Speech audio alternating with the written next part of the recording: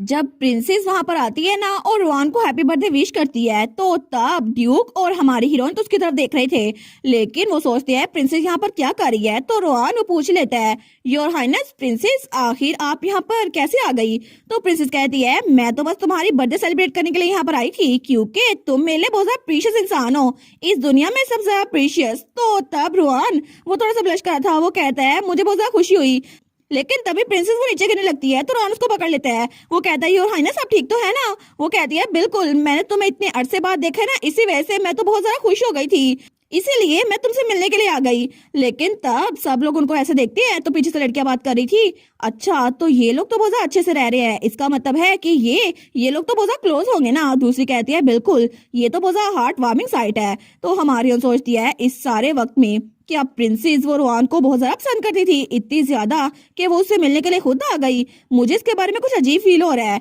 लेकिन तभी प्रिंसेस वो रोआन से कहती है, प्लीज मुझे ऐसे पकड़े रखो। तो तब वो हमारी हीरोइन की तरफ देखती है, लेकिन तब वो स्माइल कर रही थी जैसे देखो मैं तुमसे जीत गई, और उसकी स्माइल तो बड़ी मिस्टीरियस सी लग रही थी। तो हमारी हीरोइन सोचती है, क्या अभी क्या मुझे क्या फील हुआ। लेकिन तभी वो प्रिंसेस के पास आती है और कहती है, बहुत दिनों बाद मिले योर हाइनेस। तो प्रिंसेस कहती है, ओ रैबलर, तुमसे मिलकर बहुत ज्यादा खुशी हुई, जब से तुम पेरिस से गई हो ना मैंने तुमसे कोई खबर ही नहीं सुनी। मैंने तो तुम्हें इतना ज्यादा मिस किया, लेकिन तुमने तो यहाँ पहुंचने के बाद मुझे एक लेटर भी नहीं भेजा। मुझे लगा शायद तुम मेरे बारे में भूल गई होगी, और मुझे लगा था कि तुम तो मेरी बिल्कुल बहन की तरह हो। लेकिन तब भी जैसे लड़कियां बातें करती हैं, क्या इतनी काइंड और जेनस हार्ट प्रिंसेस, उनको कोई लेटर भी नहीं लिखा इसने। ये बच्ची ये सच में इतनी इल मैनर्ड है, इसने तो एक लेटर तक नहीं लिखा। सच में कितनी अनग्रेटफुल हो सकती है ना। तो हमारी रैबलर उसको बहुत अजीब लग रहा था, वो सोचती है सब लोग मेरे बारे में ऐसे बातें क्यों कर रहे हैं। तो तभी ड्यूक वो हमारे रैबलर के कंधे पे रखता है और कहता है, योर हाइनेस, मैं बहुत ज्यादा खुश हूँ कि आप मेरे बेटे की बर्थडे पर यहाँ पर आई, लेकिन प्लीज मुझे माफ कीजिएगा कि अभी तक मेरी बेटी आपसे कांटेक्ट नहीं कर पाई, क्योंकि आजकल मेरी बेटी बहुत ज्यादा अनवेल थी और इसी वजह से उसके फादर के तौर पर मैं आपसे माफी मांगता हूँ। तो प्रिंसेस कहती है, अच्छा ये बात है, मुझे तो गलत फहमी हो गई थी। लेकिन हमारी हीरोइन वो सोचती है, वेल ये तो ऐसे बात कर रहे हैं कि जैसे प्रिंसेस एक सिक पर्सन को टॉर्मेंट कर रही हैं, लेकिन आप जैसे मर्जी बात करें फादर, लेकिन प्रिंसेस के सामने ऐसे बात करने की जरूरत नहीं होनी चाहिए किसी में। तो तब हमारी रैबलर वो कहती है, your highness princess, thank you so much, आपकी वजह से मैं ड्यूक के घर रह पाई, और ड्यूक और मेरा भाई मेरा बहुत ज्यादा ख्याल रखता है, थैंक यू सो मच, इसी वजह से मेरी हेल्थ बहुत ज्यादा इंप्रूव हो गई है। और तब स्वागत कहती है, सिर्फ आपकी वजह से ही मैं इतनी ज्यादा अच्छी फैमिली में रह सकी, थैंक यू सो मच।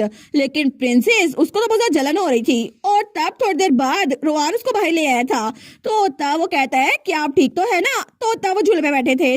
तो प्रिंसेस कहती है, बिल्कुल, मैं तो बिल्कुल ठीक हूँ, मुझे लगता है कि मैं थोड़ा नर्वस हो गई थी, क्योंकि मैं तुमसे मिलने के लिए बहुत ज्यादा एक्साइटेड थी ना, इसीलिए। लेकिन वो सोचती है, कितना अनएक्सपेक्टेड था ना, मुझे लगा नहीं था कि अडॉप्शन के बावजूद भी वो ऐसी अच्छी जिंदगी गुजारी होगी, और ड्यूक तो सच में उसकी साइड ले रहे थे। और तब उसको तो बहुत ज्यादा जलन हो रही थी कि रैबलर इतनी अच्छी जिंदगी क्यों गुजारी है। लेकिन वो सोचती है, चाहे कुछ भी हो जाए, रुआन तो मेरी साइड पर है ना। वो कहती है, रुआन देखो ना, मैं तुम्हारे लिए गिफ्ट लेकर आई हूँ, क्या तुम अपने गिफ्ट को खोलोगे नहीं। तो रुआन कहता है, क्या मैं इसको खोल सकता हूँ, मैं तो तब से क्यूरियस था आप क्या लेके आई हैं।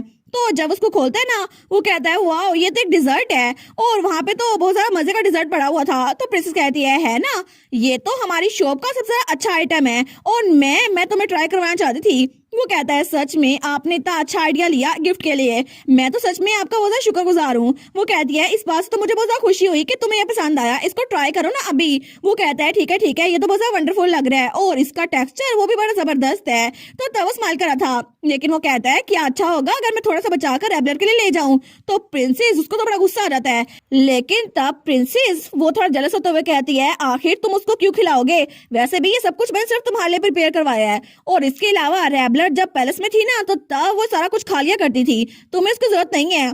तो हमारा रुआन वो कहता है, अच्छा रैबलर, लेकिन क्या वो इंपेरियल पैलेस में बिल्कुल खुशी से रहती थी, क्योंकि मुझे लगता है कि एक पॉइजन टेस्टर की जो बहुत खतरनाक होती है, तो आपको नहीं लगता कि वहां पर उसको बुली किया जाता था। तो प्रिंसेस उसको तो हाथ कांप रहे थे, तो वो खड़ी होती है और चिल्ला कहती है, क्या उसने ये कहा, उसने कहा कि मैं उसको बुली करती थी, आखिर उसकी हिम्मत कैसे हुई, क्या रैबलर ने सच में ये सब कुछ खुद कहा, ये तो बिल्कुल झूठ है, आखिर वो ऐसा कैसे कह सकती है, मैं तो बिल्कुल उसको अपनी बहनों की तरह रखती थी, लेकिन वो इतना झूठ बोल रही है। तो रुआन कहता है, योर हाइनेस। तो वो सोचती है, ओ नो, मैंने बिना सोचे समझे अपनी आवाज बुलंद कर ली। तो तब प्रिंसेस वहां बैठते हुए कहती है, रेबलर वो जरूर मुझे रिसेंट करती होगी ना, क्योंकि क्योंकि मैंने अपने तौर पर उसके लिए बिल्कुल बेस्ट किया था। लेकिन तब वो रोने लगती है। वो कहती है, सच में उसको लगता था मैं उसको बुली करती थी, ऐसा कुछ भी नहीं था। और इसके अलावा ये तो सच में बहुत ज्यादा क्रूल है ना, चाहे मैं जैसे मर्जी इसको देखूं, मैं तो उसको सच में बहुत ज्यादा अच्छा समझती थी। तो रोहान उसको चुप करवाते हुए कहता है, नहीं नहीं ऐसा कुछ भी नहीं है, मैं तो बस रेबलर के लिए फिक्रमंद हो रहा था, उसने मुझे अभी तक कुछ भी नहीं बताया। और वैसे भी मुझे पता है योर हाइनेस कि आप रेबलर की बहुत ज्यादा फिक्र करती हैं और आप तो उसको अपनी दोस्त समझती हैं ना। और प्लीज आप रोना बंद करें, मैं तो वैसे ही बोल गया, मुझे माफ कर दें। तो प्रिंसेस रोहान को गले लगाते हुए कहती है, मुझे माफ करना, मैं थोड़ा शॉक्ड हो गई थी क्योंकि मुझे लगा था कि शायद कोई गलतफहमी हो गई है, लेकिन अच्छा हुआ ना ये सारी गलतफहमी क्लियर हो गई है। तो रोहान वो कहता है, जी ऐसा ही है, और वैसे भी योर हाइनेस आप तो रेबलर की बेनिफैक्टर है ना, तो ऐसा कभी हो ही नहीं सकता कि आप उसको बुली करें। तो प्रिंसेस उसकी रेड आइज वो तो चमक रही थी, वो सोचती है बिल्कुल, लेकिन वो दिल में सोचती है आखिर इसको रेबलर की इतनी फिक्र क्यों हो रही है। और तब थोड़ी देर बाद हमें रात का सीन दिखा रहता है। तो तब रेबलर अपने कमरे में थी तो ड्यूक उसके पास ही था। वो कहता है, आज तो तुम बहुत ज्यादा सरप्राइज हो गई होगी ना, क्योंकि प्रिंसेस अचानक से यहाँ पर आ गई बिना बताए। वो कहती है, जी बिल्कुल, लेकिन ठीक है, वैसे भी आप उस वक्त मेरे साथ थे ना, तो बिल्कुल ठीक है। तो ड्यूक कहता है, तुम लोगों की गॉसिप पे ध्यान न देना, वैसे भी बहुत सारे लोग हैं यहाँ पर जो तुम्हें सपोर्ट करते हैं, तो तुम उनकी फिक्र करो। वो सोचती है, बिल्कुल ये बिल्कुल ठीक कह रहे हैं, यहाँ पर बहुत सारे लोग हैं, मेरी एक फैमिली है जो मेरे बारे में फिक्र करती है, तो मुझे प्रिंसेस के बारे में फिक्र करने की जरूरत नहीं है। और इसके अलावा कैलिक्स भी तो है ना मेरे पास। लेकिन वो सोचती है, फिर भी कैलिक्स, जब मैं आखिरी बार उससे मिली थी ना, तो मैंने कहा था कि हम लोग हमेशा खुश रहेंगे, लेकिन अब उसके बारे में क्या। तो तब वो कहती है, कैलिक्स पता नहीं क्या कर रहा होगा इस वक्त। तो ड्यूक वो कह रहा है, क्या कैलिक्स। वो कहती है, जी बिल्कुल, मैंने उसे प्रॉमिस किया था कि हम लोग इकट्ठे हमेशा खुश रहेंगे, लेकिन यहाँ पर सिर्फ खुश मैं रह रही हूँ और इसकी वजह से मेरे दिल में तकलीफ हो रही है। पता नहीं कैलिक्स किन हालात में होगा और क्या वो ठीक से खा भी रहा होगा या फिर नहीं। यहाँ पर सिर्फ अच्छी लाइफ मैं गुजार रही हूँ, कैलिक्स तो बिल्कुल नहीं गुजारा। तो ड्यूक कहता है, मैं श्योर हूँ कि वो भी अच्छे से रह रहा होगा और इसके अलावा वो बहुत ज्यादा खुश होगा क्योंकि तुम यहाँ पर हो और खुशी से रह रही हो। और तब वो कहता है, इसलिए आप बिल्कुल किसी बारे में फिक्र ना करो और आराम से रेस्ट कर लो।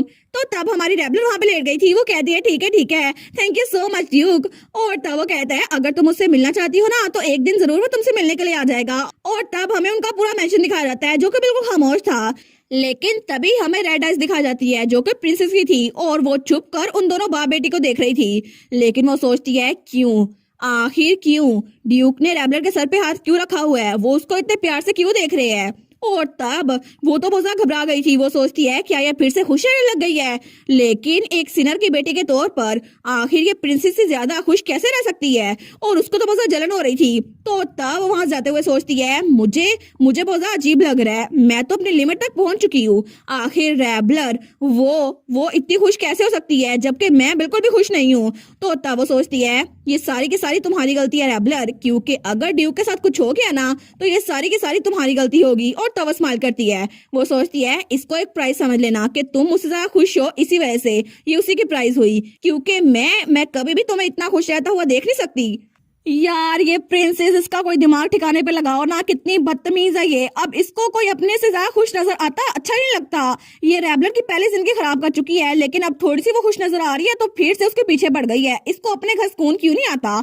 एक तो इसका फादर एम्परर, उसने सबकी जिंदगी खराब की हुई है, और दूसरी ये, पहले मुझे लगा था कि शायद ये थोड़ी सी अच्छी होगी, लेकिन इसकी पर्सनैलिटी तो सच में बहुत ज्यादा ट्विस्टेड है, और ये तो सच में बहुत ज्यादा बुरी है। आप तो 100% श्योर हो चुका है ये बिल्कुल भी अच्छी नहीं है। और इसी के साथ ये वाला पार्ट यहीं पर ख़त्म। तो आप लोग बताइएगा आप लोग को ये पार्ट कैसा लगा, और वीडियो को लाइक और चैनल को सब्सक्राइब लाजमी कीजिएगा। बाकी वीडियोस का लिंक भी स्क्रीन पर नज़र आ रहा होगा, तो काइंडली उनको भी चेकआउट कर ले। और thank you so much for watching my videos. Stay safe, bye bye.